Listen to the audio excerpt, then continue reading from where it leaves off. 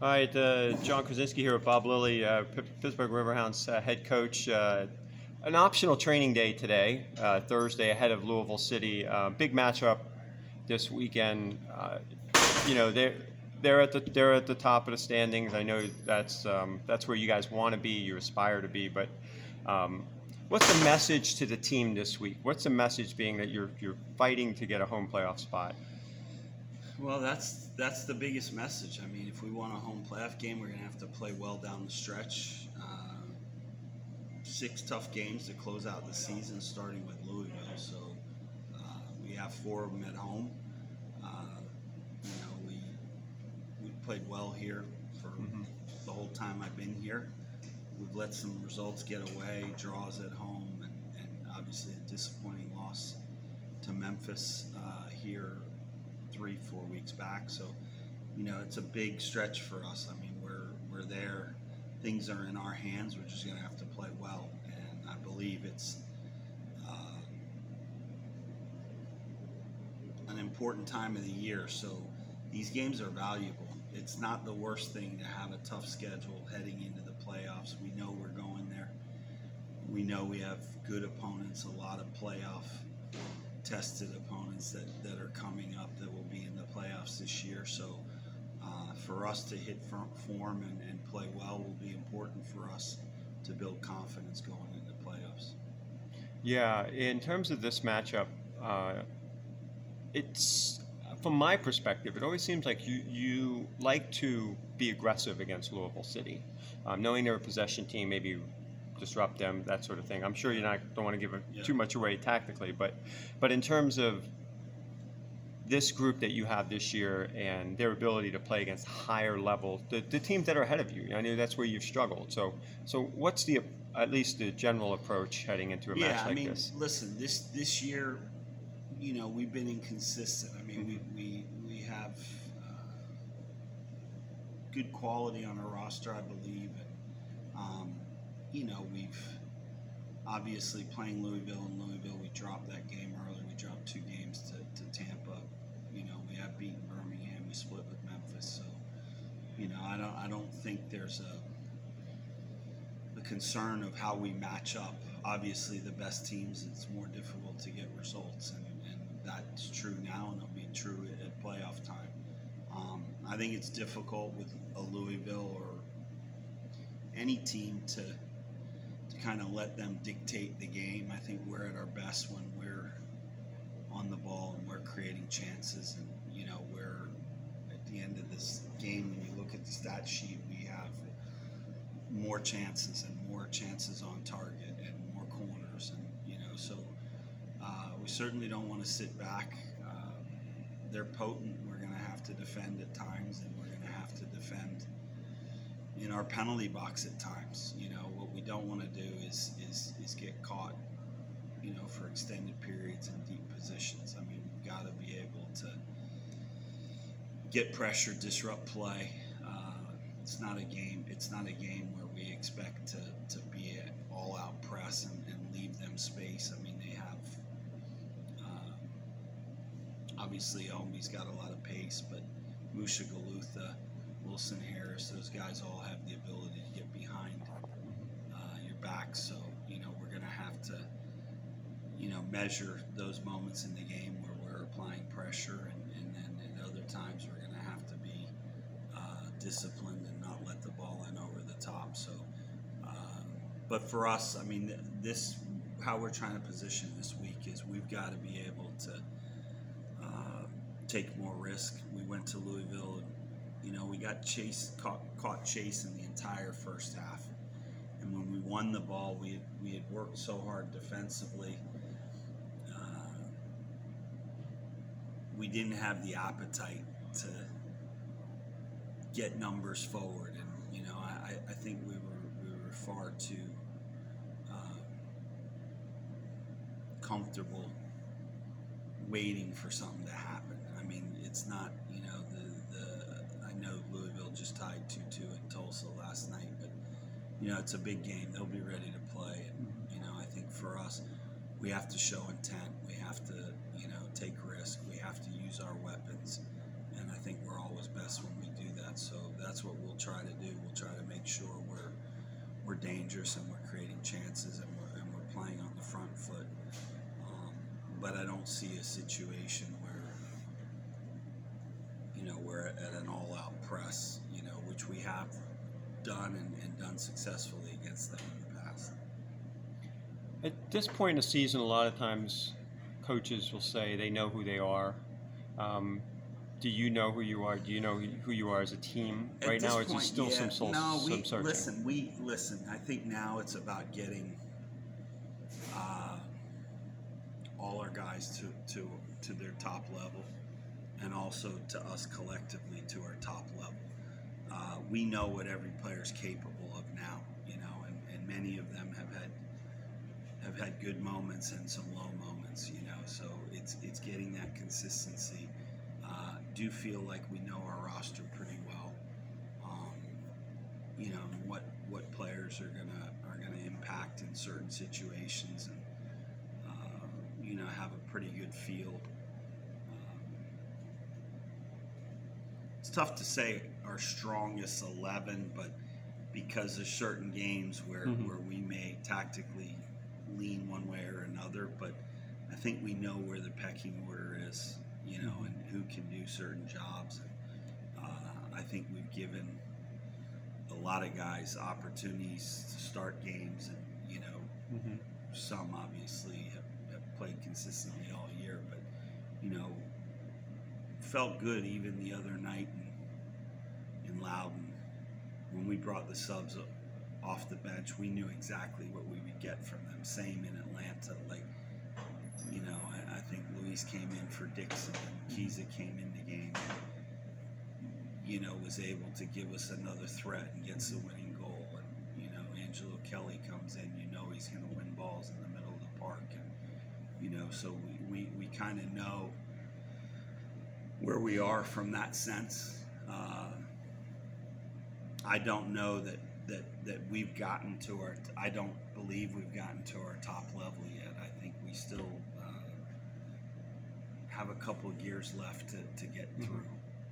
Hopefully in the next 6 games leading into the playoffs. But I do feel like sometimes we get asked these questions early in the season or midpoint. It's tough. It's tough losing Nate Dos Santos, who I thought had a very good first year. But is he done for the season?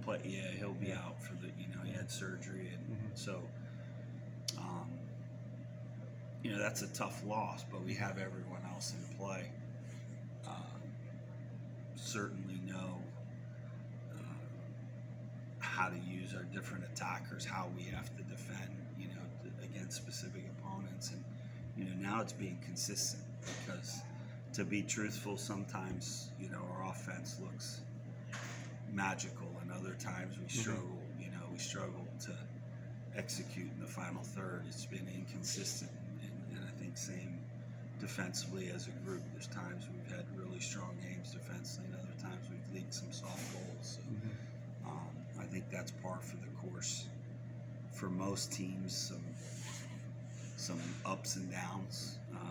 We've had a few more than I would typically like, but I think now it's time where we're a pretty experienced group. Now we have to bring our best performances, and some guys will have to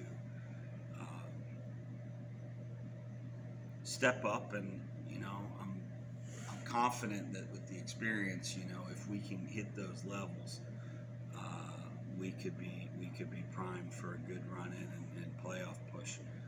We got to get there, and so now as a staff, it's there won't be massive changes game to game. I mean, I would have liked to have maybe been where we are now with 12 games to go. I think there's 6 games, somewhere around 10 games. You're hoping to have less rotation, a little bit more dialed in terms of it. Know how you're going to use guys off the bench, who's likely to start most games. It doesn't mean there's not the odd change here or there, but I think with Nate going down, roughly 6 games ago, and us shutting him down and him going and getting surgery. We've looked at some different things there on the left as well. So that's taken a few more games, but now I think over the last 3 games, the last week, we've had a pretty good idea. It was disappointing the draw at home to Charleston, but I think the shots were 16-3 in that game. We couldn't solve it for whatever reason. We just weren't sharp enough. I think the result in Atlanta, they just got a win against Tulsa, who just goes and ties Louisville. Sometimes it's unexplainable, but things happen. Loudon's played really well recently, and we're able to go in there. It ended 2-1, but it was 2-0, looking more like it was going to be 3 or 4. So, I think we've had a pretty good week these last 3 games, and obviously now we welcome Louisville, and we know we're going to take a step up in competition, and it'll be important for us to have a good performance, hopefully a good crowd, and gain some momentum that we can take forward, because we go to Birmingham next, and right now that is looming as a really big contest in terms of whether or not you're going to host a home playoff game. Right. Bob, I wanted to transition just because I guess we got the word earlier this week about Gene Klein being honored here by the Riverhounds. Somebody who's been essentially a part of this organization from the beginning. I know you had interactions with Gene over the years, but especially since you've been back in Pittsburgh, I know you've reconnected with guys like Gene and Paul Child and whatnot. But just your thoughts on Gene and his contributions to the game in this area, and just him as a person. Any dealings I've had with Gene through the years, great man. Always respectful, always a professional, hardworking guy that's put so much in the sport, in the Pittsburgh region, but in the sport in general, and he's done stuff with U.S. Soccer as scout. He's done a lot in the game for many, many, many years. It's long overdue that we're inducting him, because he did stuff in the front office. He did stuff calling the games. He did stuff head coach, assistant coach, goalkeeper coach. So he's run the gamut in this organization, and 20 plus years at this point that the Riverhounds are in existence. He was there from day one and put a lot in for a significant amount of years, and